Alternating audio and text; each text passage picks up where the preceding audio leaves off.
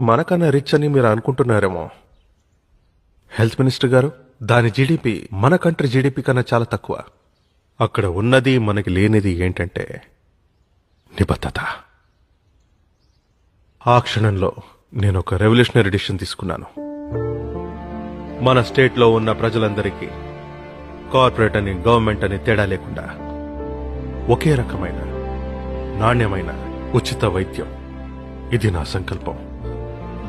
ఈ corporate hospitals అన్నిటినీ undertake చేద్దాం. ఏమంటారు హోమ్ మినిస్టర్ గారు? సార్, సడన్ గా డిసిషన్ నాకు అర్థమైంది. ఆ గవర్నమెంట్ మీద విపరీతమైన ఆర్థిక భారం పడుతుందంటారు. అంతే కదా, ఓ పని చేద్దాం. మనం ఇచ్చే సంక్షేమ పథకాలన్నీ ఉన్నాయి కదా సిఎస్ గారు, అవన్నీ ఎత్తేద్దాం. కుటుంబరావు గారు, ప్రజలకి ఉచిత విద్య, ఉచిత వైద్యం ఈ రెండిస్తే చాలండి. వాళ్ళ బ్రతుకులు బాగుపడతాయి. ఈ సంక్షేమ పథకాలన్నీ ఎత్తేసినందుకు రాబోయే ఎలక్షన్స్ లో మనకు ఓటేరంటారా?